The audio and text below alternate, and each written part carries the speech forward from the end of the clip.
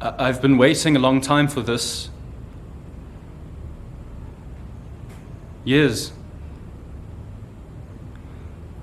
I'm growing old. My time slips, my body follows.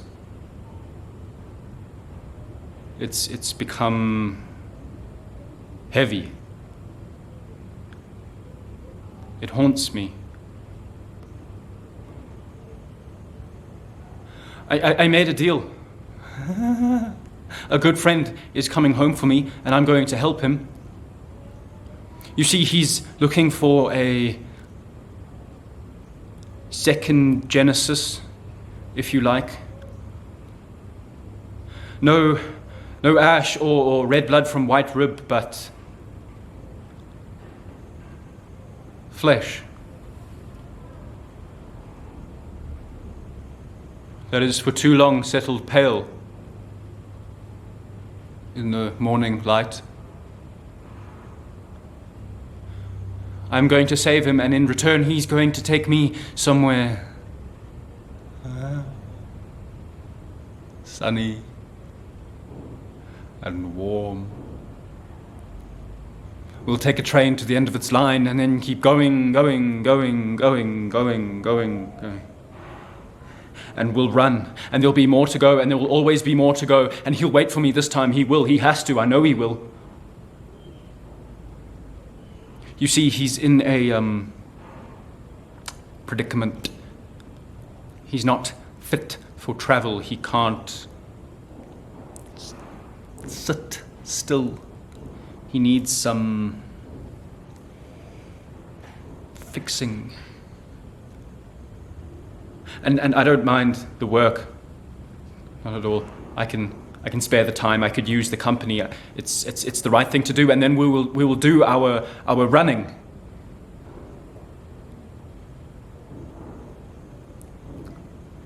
It's such a wonderful thing to lend a hand to a friend. I just I didn't expect it to be this hard. Here he comes now.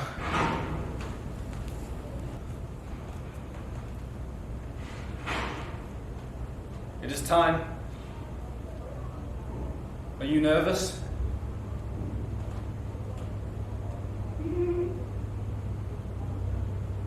Surprise!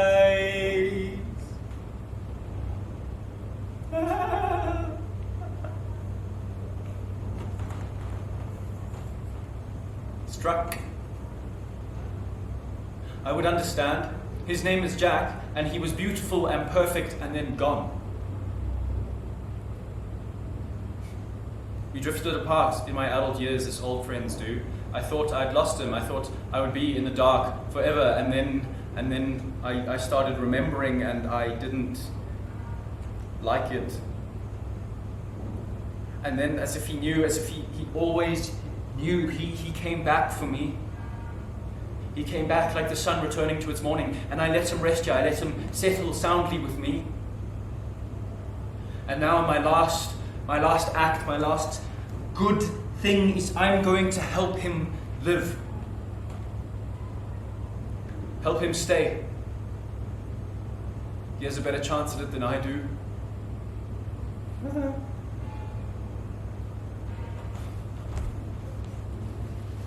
A word of warning. Jack, although I may not look it, is a sensitive man, so I ask you now, if you have any ill opinions of your own, I suggest you drown them. Suffocate them. It is only in your best interest. I met Jack on a train. He was kind, he was special, he was someone like me. No, someone I would like to be. Anyway, Jack, let's put on a little show, why don't we? Boy. Jack. Boy on train. Jack on train.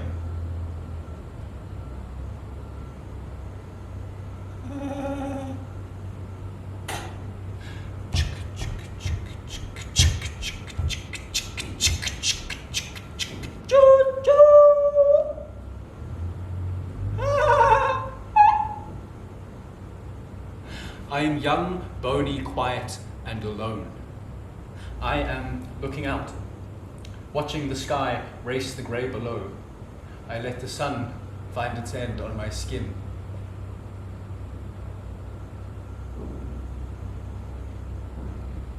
It is then that I see him. It is then that he looks at me. A body of glass, a reflection of light moving into shape. My eyes staring back at me become his, then too my hands, my cheeks, my temple, they all sink into the light and emerge through him. He is alone, like me, but he is not young, bony, quiet. He hums in time to the moving train.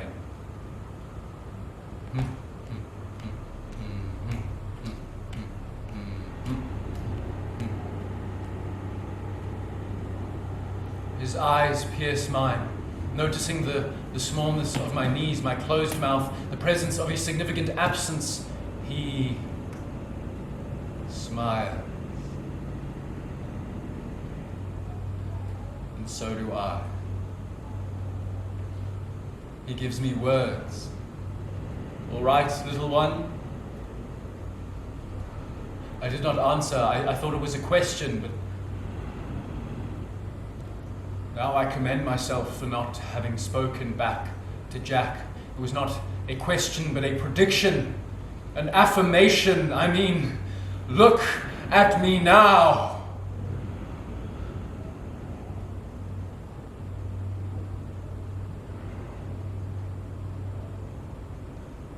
I said, look at me.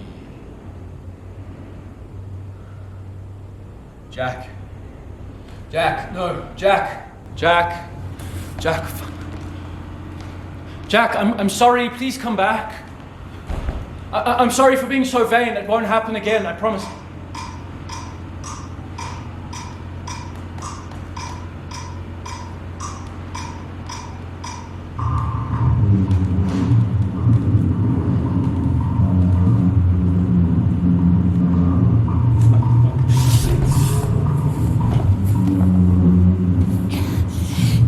How much time do I have?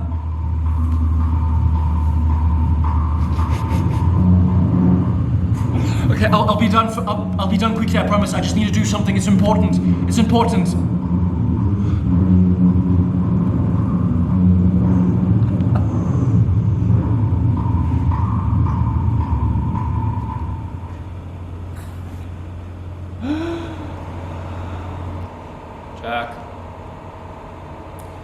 Jack, what are we going to do about those absent legs of yours, Jack? Come on, don't be embarrassed. It's a noble act to lose a leg. It's an achievement. Jack lost his legs in a war once. He was a soldier in a war, and he had two legs, and they were very strong, and they brought him to many pleasant places, and the war was one of them. Sometime long ago, the type of long ago that can only be counted to lose sleep and breath. Jack, behind a trench, with a sword in his hand. No, a gun, a big gun. He shoots and scores! No, he kills, but only the bad men, dressed in red. Right? No, No, they're red due to the blood sticking to their flesh. Yes. And then suddenly Jack sees a friend. And he's not bad. He's not dressed in red, but he's hurt. And he's caught in the crossfire and he's getting shot and he's screaming and it is just awful. So, Jack must make a decision, a dire one. Does he stay here, comforted by this wall of dirt, or does he pay a leg for a lad? Jack, sir, what will it be? Jack, I'm sorry, I'll get you your legs, I promise.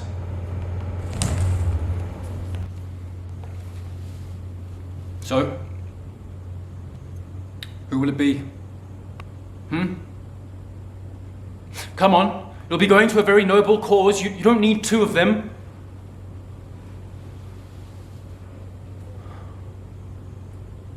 Fine. You know, I didn't expect silence. Sometimes there has to be some sacrifice for the greater good. Legs. Man lost his legs. Man lost his legs and was soon to be found in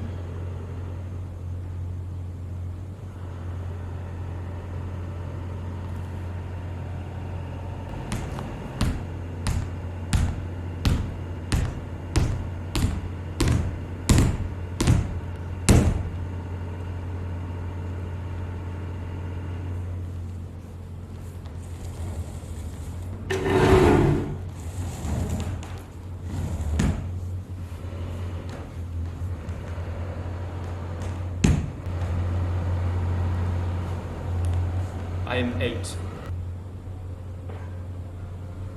and my mother has sent me to sit on the chair. It was something about spilt milk and too much crying. I try not to cry, but my face is wet. I sit and count the days since my mother has told me that she loves me.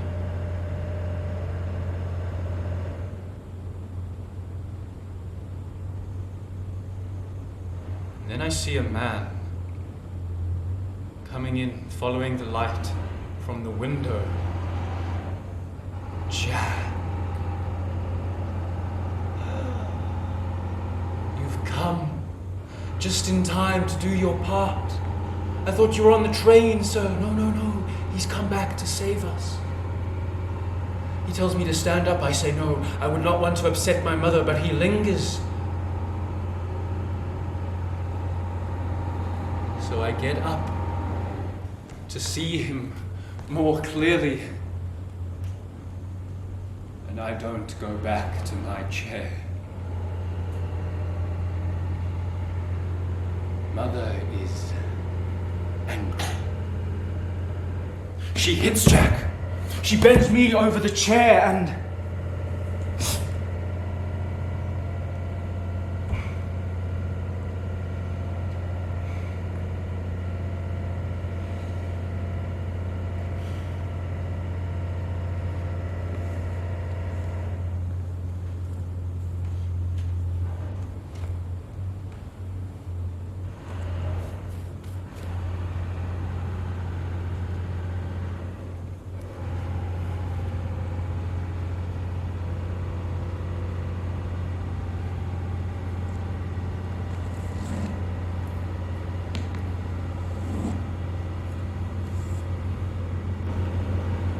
Spoiled for choice, Jack. It's got 4 legs instead of 2.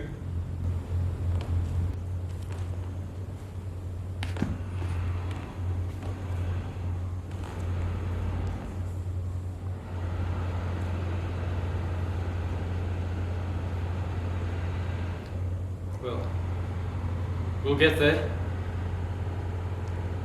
Let's see your hands. disposed, cut off. Not quite, forgotten. As hands often are when one does not look down at them enough, when one forgets to press them together in prayer, when one uses them to touch too casually.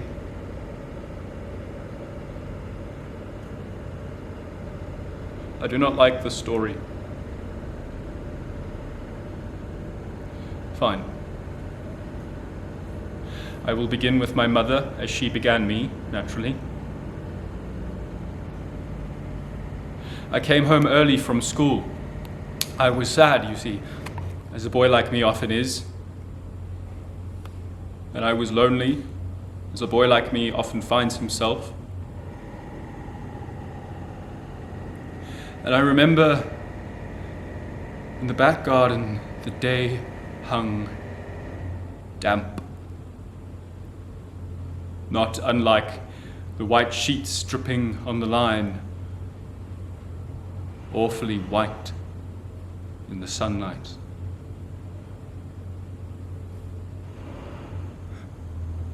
A ghost. I thought I'd seen a ghost, which is not an uncommon occurrence for a boy of that age. Even now, I think I see apparitions taking refuge in the shadows. And then quite suddenly I saw my mother's face,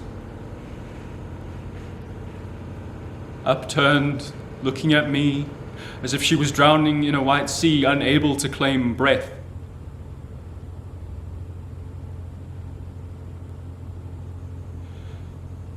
I followed the sway of the morning washing and stepped in.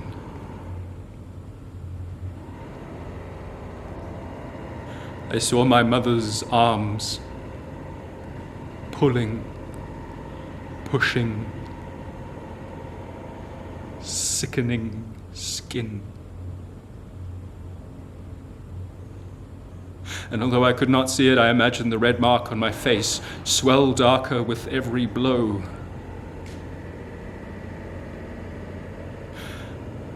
Now my mother rising above me, another wave to swallow me. I was drowning, I could not keep swimming. I was about to take my last breath when I found, at the heart of the sea, Jack,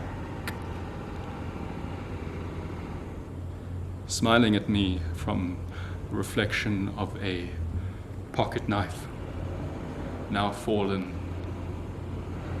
restless in my palm.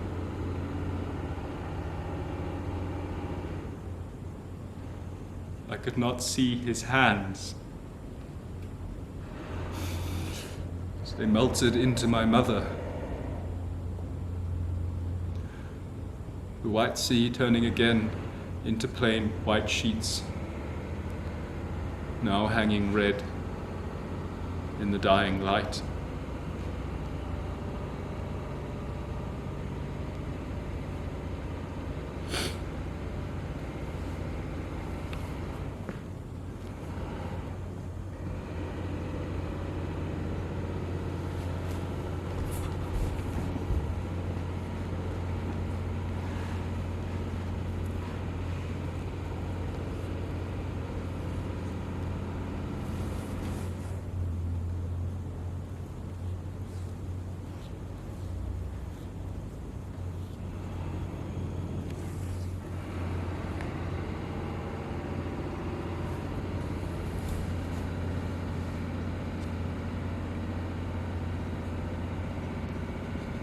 Jack lost his hands in a careless misplacing, but it was I that spent the nights that followed, washing the memory from my palms.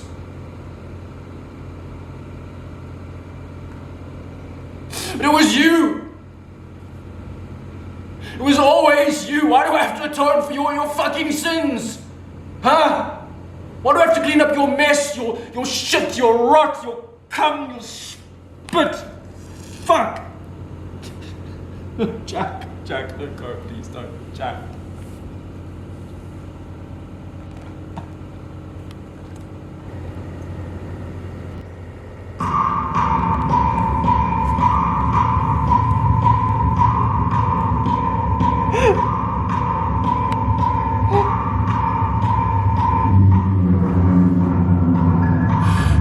How much time do I have left, huh?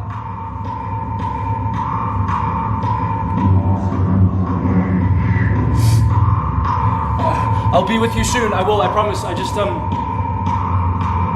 need to do something. I need to look pretty. I need to look pretty for you. I need a smile on my face. I need lipstick. Kiss. No, of course I love you, but...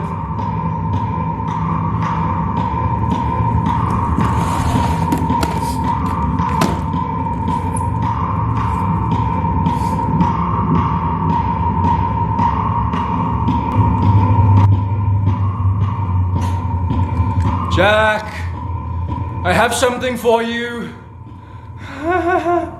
Jack, she's scared of you. She's scared of you. And if I fix you, she won't bother us anymore. Come on, Jack, I've got something for you. I think you'll be needing it now.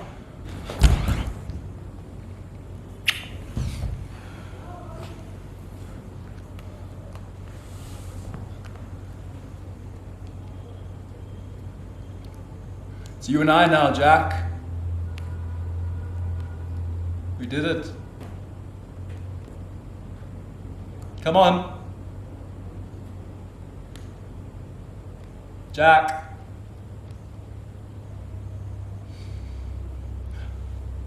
I got you a smile. I got you hands. I got you legs. I thought you liked them. Jack. Jack.